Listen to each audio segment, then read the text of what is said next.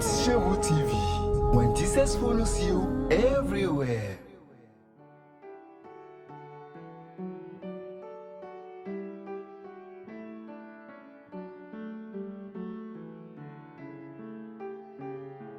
Tout le monde a des problèmes, mais la différence c'est Jésus. Tout le monde a des problèmes, mais la différence c'est en Jésus. Bonjour chers téléspectateurs de Christ chez vous TV. Nous sommes dans l'émission Au cœur de la vie chrétienne, l'émission dans laquelle nous parlons de la vie de couple, de la société, des problèmes de chaque jour. Et aujourd'hui, nous allons répondre aux questions des internautes. Et vous aussi, si vous suivez l'émission, vos avis sur les questionnaires, vous pouvez les donner en commentaire de l'émission ou bien de la vidéo. J'ai invité un invité de la maison qui est pasteur, qui est expérimenté dans ces questionnaires, qui va répondre à vos questions. À tout à l'heure. Christ chez vous TV. Bonne arrivée, pasteur Dodi Ompo. Merci beaucoup. Comment vous allez? Je vais très bien. Et chez vous? Oui, je rends grâce. Dieu fait grâce chaque jour. Alors, nous lui disons merci pour sa bonté infinie. Effectivement. Soyez à l'aise, hein? Oh, je suis à l'aise. J'ai vu que vous avez changé un peu. Ça va. Ok. Et vous allez parler à cœur ouvert avec une voix d'homme pour que les internautes puissent comprendre ce que nous disons. Il n'y a pas de problème. Ok. Soyez les bienvenus une fois encore. Merci beaucoup, merci beaucoup. Merci aussi d'avoir répondu à l'appel. À chaque temps que je vous fais appel, même si vous êtes coincé, vous faites l'effort de répondre. C'est un plaisir. Que Dieu vous bénisse. Amen. Et aujourd'hui, nous allons aller au questionnaire parce que nos internautes nous ont posé certaines questions concernant le couple et le mariage. Oui. Donc, nous allons aller à ces questions-là pour leur donner des réponses. Et je vais aller sans perdre de temps. La première question, qu'est-ce qui pouvait vous retenir chez une femme? Qu'est-ce qui peut retenir un homme chez une femme?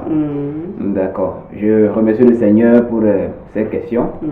Je remercie également le Seigneur pour l'émission.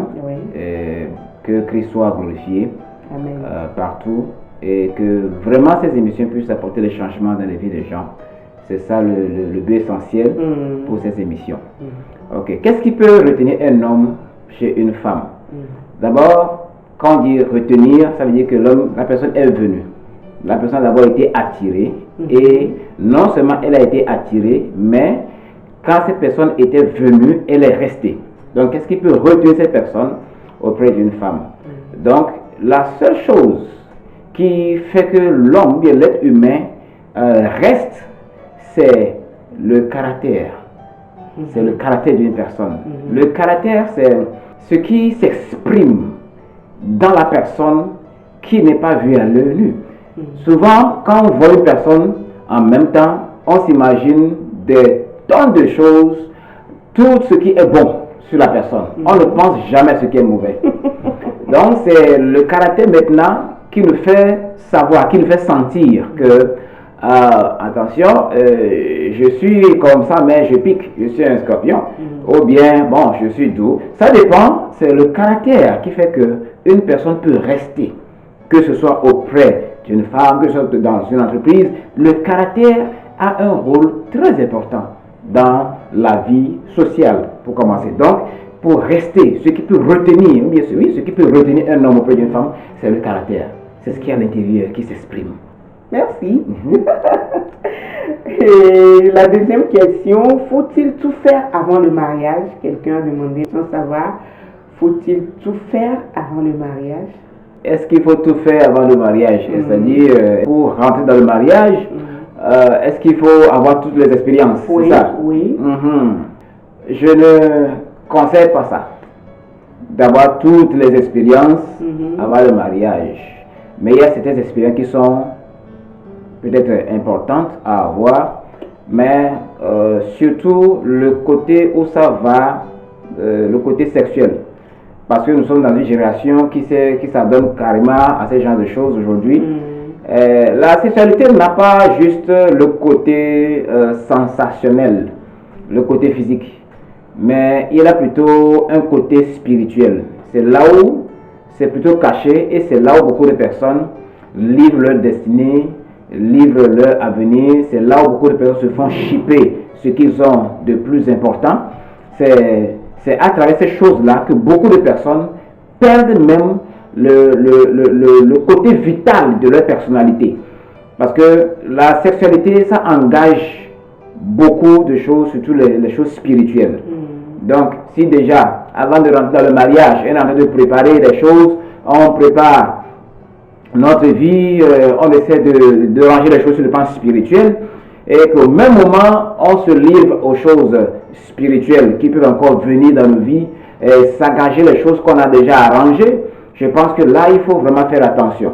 Mais si il faut acquérir en connaissance sur les choses de la gestion, toutes ces choses-là, bon, c'est pas mauvais. Surtout, c'est le côté sexuel que moi je souligne.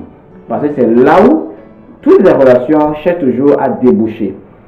Quand on veut connaître, qu'est-ce qu'on veut connaître avant le mariage si ce n'est pas vraiment le côté sexuel? Parce que beaucoup de gens se disent, bon, je ne connais pas l'expérience qu'a ou bien qu'aura ma conjointe ou bien mon conjoint, donc je ne veux pas paraître un abruti, donc je veux avoir des expériences. Mais quand il s'agit de l'amour, je pense que dans ces situations, on peut apprendre de son prochain. Donc, je ne pense pas qu'il faut tout connaître avant, de tout faire avant. Il y a des choses qu'on peut faire, mais pas tout. Donc, j'ai cité au moins le côté sexuel. Ok. Merci. J'espère que les internautes ont bien noté les réponses. Si vous avez d'autres réponses aussi, donnez-nous-les en commentaire. L'autre question d'un internaute, il demande à savoir, un homme ou bien une femme mariée a-t-elle ou bien a-t-il sa vie privée? Ok. Est-ce qu'un homme marié ou une femme mariée a une vie? Est-ce qu'il a le droit à avoir une vie privée? Le mariage exclut déjà ce qui est privé en temps normal. Ok. Maintenant, avec l'expérience que nous avons, on se rend compte que des fois, dans des couples, il y a des problèmes de compréhension. Il y a certaines choses, juste une petite histoire, mais une petite affaire qu'on peut comprendre facilement. Ça peut carrément déboucher dans des querelles. Des choses qui ne sont pas difficiles à saisir, à cerner. Il y en a qui vont en faire des problèmes. Ça pousse des fois le conjoint ou la conjointe à ne pas révéler certaines choses. Par exemple, quand un conjoint se rend compte que sa conjointe est hyper jalouse, ou bien a une jalousie qu'on appelle souvent jalousie maladive, quelque chose comme ça, quand on lui explique les choses, elle ne comprend pas, jusqu'à ce que quelque chose soit gâché d'abord, avant qu'elle ne revienne en elle-même. Je pense que dans des cas comme ça, certaines personnes optent pour ce qui est privé. Mais ce n'est pas qu'il y a une activité qui est illicite, qui se fait. C'est-à-dire qu'il y a peut-être une vie d'adultère, quelque chose des coups bas qui se font, non. Mais juste parce que peut-être il n'y a pas, le niveau de compréhension n'est pas encore arrivé à comprendre ce genre de choses. Donc il y a certaines personnes qui essaient de juste garder ces choses-là, juste attendant le temps où ils peuvent les révéler, juste pour garantir la paix qui est là. Parce que ces personnes exposer certaines choses peut en même temps mettre du feu dans le couple, mais quand on attend un certain temps pour en parler, ça peut ne pas porter le feu. Donc il y a tout ça là qu'on gère. Donc au moment où la personne garde, on parle de ce qui est privé, il garde ça jusqu'au jour où il révèle ces choses. Vous voyez, donc la vie privée n'est pas ce qui est conseillable dans le couple, parce que tout doit être mis à nu. C'est pourquoi il faut quand même que deux personnes qui se comprennent, qui ont un même niveau de compréhension au moins, qui puissent habiter ensemble, parce que le diable aime toujours ce qui est caché. Quand c'est caché, ça lui donne la porte ouverte pour opérer. Mais quand le but, ce n'est pas de cacher parce qu'on a des idées noires, de mauvaises idées, mais c'est plutôt parce que bon, on travaille, c'est pour la paix. Mais pour le moment, si je parle de ça, ça peut apporter tel problème parce qu'il n'y aura pas de compréhension. Parce que tel que je connais ce monsieur, mais tel que je connais cette dame, si j'apporte ça là, il ne va pas bien comprendre, il ne va pas vite comprendre. Donc il attend d'abord de gérer la situation et après il trouve un bon moment pour essayer de commencer à glisser petit à petit jusqu'à ce que la compréhension soit là. Donc c'est pas qu'il y a en fait là une vie privée, mais des fois, pour certaines situations, il y en a qui peuvent décider pour un petit temps, bien un temps, de garder ces choses secrètes d'abord.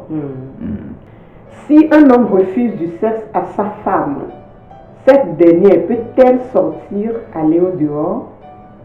Si un homme refuse le sexe à sa femme, oui. D'abord, l'homme n'a pas le droit. La Bible dit que le mari n'a pas le droit sur son corps, c'est la femme qui a le droit sur le corps du mari, et vice-versa. Alors, si l'homme refuse le sexe à la femme, est-ce que la femme doit aller au dehors? Quand il s'agit du sexe, il faut être vraiment très vigilant. On ne s'amuse pas avec le sexe. Nous avons ce qu'on appelle les conseillers matrimoniaux. Des personnes qui peuvent régler les conflits dans le foyer. Nous avons aussi des parents. Des parents. Donc, aller au dehors, ça c'est aller découcher. Aller au dehors n'est pas la solution et ne la sera jamais. Mais la solution se trouve dans le fait de s'asseoir et de discuter. Il y a sûrement quelque chose qui cloche quelque part. Et quand ce truc qui cloche sera réglé, la cause va revenir. C'est peut-être parce qu'il n'y a pas attraction, c'est attraction. C'est parce qu'il n'y a pas ces choses que des fois, c'est comme quelqu'un refuse de se donner, bien de donner ce que l'autre demande. Donc, une fois que le problème est réglé, ça amène ce qui était là, ou bien l'entente qui était là, la convivialité, la joie, le bonheur qui était là à revenir. Des fois, le diable aussi rentre dans les foyers comme ça, parce qu'il y a des choses qui ont été dites, il y a des paroles qui étaient sorties jadis, et maintenant le diable s'en sert pour créer des choses dans le foyer, dans le couple. Donc maintenant il ne s'attire plus. L'homme regarde sa femme, bien la femme regarde l'homme, et bon, il n'y a plus d'attirance. Donc quelqu'un essaie, et puis des fois, des choses qui se produisent, il y a des histoires de coups de foudre. Un homme ou une femme peut être au foyer et avoir des coups de foudre. Avec sa femme ou bien avec une autre personne. Une autre personne. Et ces choses, le coup de foudre, ce n'est pas de l'amour, mais c'est des pièges. Donc nous avons notre décision à prendre. Le sexe en dehors du mariage n'est pas permis. Donc si ça ne marche pas, il faut s'asseoir et régler ça. Parce que pourquoi le mariage? Le mariage d'abord, le but premier du mariage, c'est parce que quelqu'un est en train de brûler. Et il veut se marier pour ne plus brûler. C'est-à-dire, la raison pour laquelle il brûle, il traite cette raison à la maison. Donc, maintenant quand il y a la conjointe qui veut et le monsieur dit je ne veux pas, il y a quelque chose qui ne va pas. Et c'est pas normal. C'est pas normal qu'un homme refuse le sexe à sa femme et vice versa. C'est pas du tout normal, c'est pas. Mais quand ça arrive, ce n'est pas conseillé que la femme aille dehors. Parce que quand une femme va dehors, la femme donne son cœur avant son corps. Donc ça veut dire que celui qui est dehors, c'est lui qui a maintenant le cœur de la femme. C'est pas n'est plus bon. Mais parfois, c'est pas. Les gens disent ça des fois que ce sont les hommes. Mais il y a des femmes aussi qui donnent leur corps, mais elle n'a pas son cœur avec la personne. Mais quand il s'agit du foyer, deux personnes qui sont en couple, qui se sont promis fidélité, quand la femme, c'est-à-dire pour l'homme, pour la femme, c'est pas bon, ok? Mais le fonctionnement de la femme, de façon générale, c'est ça, ok? C'est-à-dire, la femme ne peut pas se donner à quelqu'un qu'elle n'a pas accepté dans son cœur. Il faut oublier le côté argent, c'est-à-dire la femme cherche de l'argent. Oui, parce qu'il y a certaines occasions qui arrivent là, la femme est obligée de faire quelque chose pour de l'argent. Et dans le foyer, elle est obligée de faire quelque chose encore pour de l'argent. Il y a certaines choses qui arrivent qu'on ne peut pas comprendre. Il faudrait que tu sois dans la situation pour comprendre la chose. Quand on soit dans la situation ou pas, il y a une réglementation divine concernant le couple. Oui. L'adultère n'est pas conseil. Donc, quelle que soit la raison qu'on puisse donner, l'adultère ne passe pas. Que ce soit pour l'homme ou pour la femme. Ok? Donc, quand une personne dit que, ok, à cause du fait que, mon mari ne veut pas me donner le sexe, c'est pourquoi je m'en vais chercher ailleurs, ce que ça va chercher est pire que ce qui se passe à la maison. Certains hommes punissent les femmes jusqu'à 1 an, 6 mois, 2 ans, 3 ans, ne touchent pas la femme. Ça, c'est pourquoi il dit qu'il y a des conseillers. Ces choses-là doivent être traitées. Il y a un problème à régler. Quand le problème n'est pas réglé, ces situations vont perdurer. C'est parce qu'il y a un problème qui n'est pas réglé que la femme, des fois, il y a des femmes qui souffrent de ces choses-là en silence. Parce qu'elles n'en parlent pas. Et vice-versa. Et vice-versa. Chez les hommes aussi. Oui. Il y a certaines femmes qui refusent du sexe à leurs hommes aussi. Oui. Donc si c'est, ça y est, je me marie parce que je ne veux pas me retrouver dans des situations compromettantes. Maintenant que je suis exposé, alors on n'a qu'à s'asseoir et discuter. Si ça ne doit plus continuer, on discute. Là on sait que, ok, c'est parce que j'ai fait ceci, c'est parce qu'il y a eu ceci, on règle ça. Mais le fait, on est en couple, au même moment, je triche, là c'est pas bien. C'est pas conseillé. Et la plupart des cas, dans ces choses, vous allez voir qu'il y a des personnes qui sont positionnées. Positionnées comment? Spirituellement, sur lesquelles la personne, la femme qui veut aller découcher, ou bien l'homme qui veut aller découcher, va tomber. Rien n'est fortuite dans la vie. Et ces personnes-là, la plupart des cas, ces personnes ont des missions précises. Ok. Et si ça advenait que la femme est allée ailleurs, elle a déjà fait, est-ce que vous, en tant qu'homme, vous allez pardonner la femme ou la chasser, la laisser partir? Ok. D'abord, je ne vais pas dire à quelqu'un de chasser ou de garder. Ça dépend de chacun. Ok. Ça dépend de la compréhension que chacun a de ce qu'on appelle foyer. Ok. Mais ce qui est dit, Jésus a dit que c'est dans Matthieu chapitre 5, verset 32, que si quelqu'un répudia sa femme pour une raison différente de l'adultère, cette personne est en train d'exposer sa femme à devenir adultère. Donc ça veut dire que la seule raison qui est permise à un homme de répudier sa femme ou bien à un couple d'être séparé, c'est l'adultère. Donc là, on ne peut pas forcer quelqu'un à garder ce qu'il ne veut pas garder. Mais au vu de ce que je venais d'expliquer, déjà le fait de sortir symbolise ou bien signifie ou bien insinue déjà qu'elle n'est plus à la maison. Son cœur n'est plus dans la maison. Vous voyez? Donc ça, dans les cas comme ça, même sur le plan traditionnel, dans nos vies, chez nos grands-parents et nos parents, des choses comme ça, quand une femme découche, il y a des tas de choses qu'ils font. Si l'homme reprend la femme, il y a des tas de choses qu'ils font. Parce que spirituellement, la femme c'est un portail. Et si c'est un chrétien, il va faire quoi? S'il veut reprendre la femme, parce que dans le milieu mondial, on dit au poifonnement, mais on l'a frappé le pied. Maintenant, chez nous, en tant que chrétien, si la femme a découché comme ça, mais l'homme l'aime, il veut la reprendre, il doit faire les mêmes procédures comme le monde ou bien comment ils vont faire? Vous savez, il y a des choses qui concernent nos coutumes. Ok? Par exemple, avant de rentrer dans le mariage, on a fait ce qu'on appelle la dot. Oui. La dot n'est pas fixée dans la Bible que la dot ça doit faire 3 boissons sucrées, 6 pagnes, etc. Non. Chaque famille, chaque culture, chaque coutume avec sa dot. Donc dans des choses comme ça, il y a aussi la coutume à visiter pour voir comment ces choses-là se font. Là où il y a de l'idolâtrie, on enlève l'idolâtrie. Et puis nous devons consulter ceux-là qui sont nos responsables spirituels. Nos responsables spirituels. Parce que ce qui se passe, ce qui s'est passé là-bas, n'est pas que du jeu. Une personne est allée rencontrer une autre personne. Ok, ils ont commis une erreur. Ok, maintenant, ok, bon, on n'a qu'à pardonner ça, puis c'est fini. Non. Là, il y a une alliance qui a été brisée.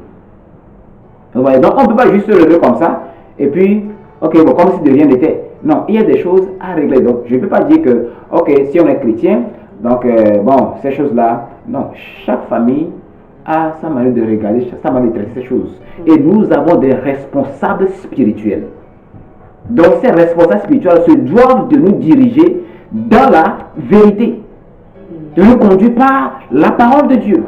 Ce qu'il faut faire pour aider ce couple-là à pouvoir être reconstitué. Parce que la plupart des cas, les choses que moi j'ai eu à voir, c'est que dans des cas comme ça, j'ai eu des cas, on a pardonné la femme, l'homme a pardonné la femme, parce qu'ils sont chrétiens. Oui. Après, elle a encore répété. Oh. Ah oui. Et elle est encore revenue, elle a pleuré. Peut-être aussi c'est un esprit. Hein.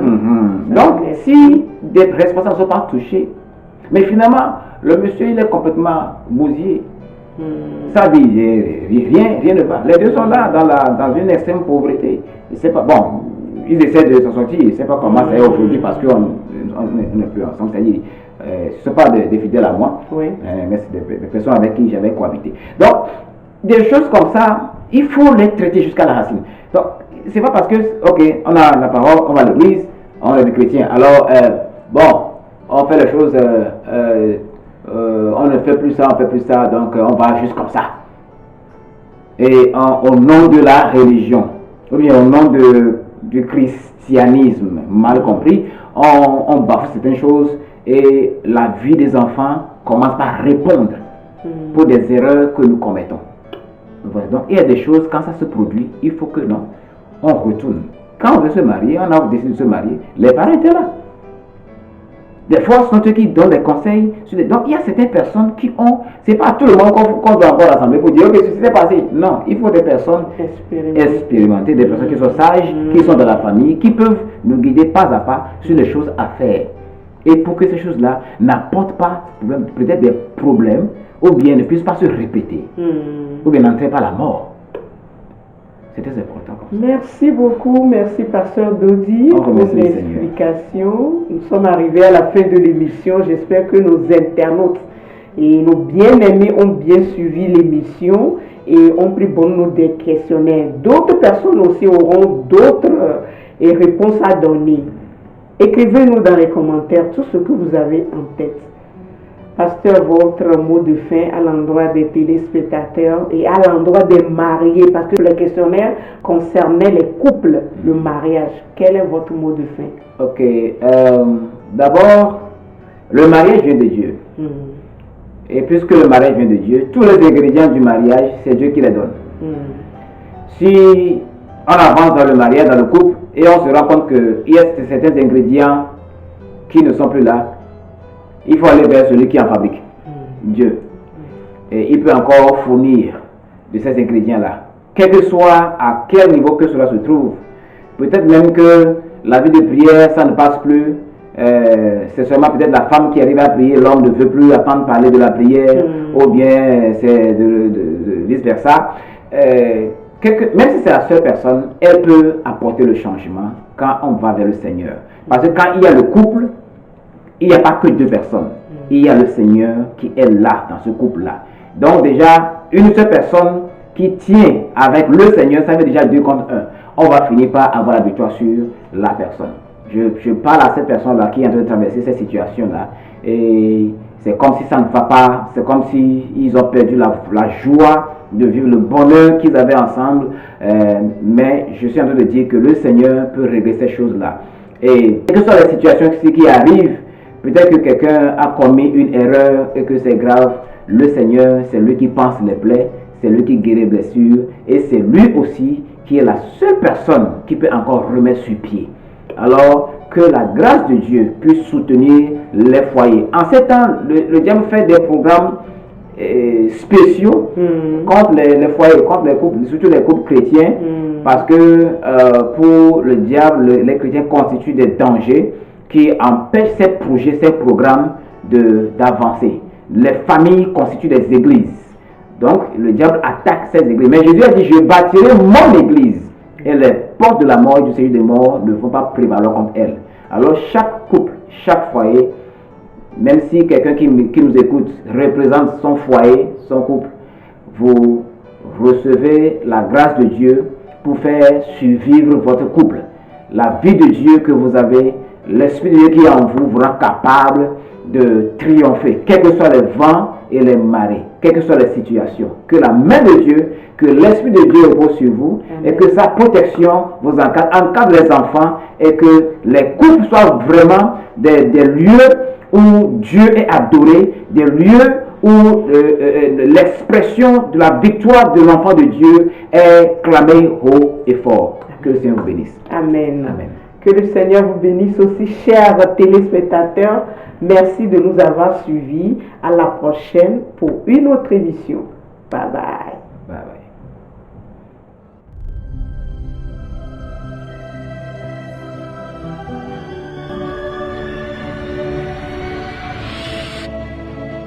Christ chez vous TV. When Jesus follows you everywhere.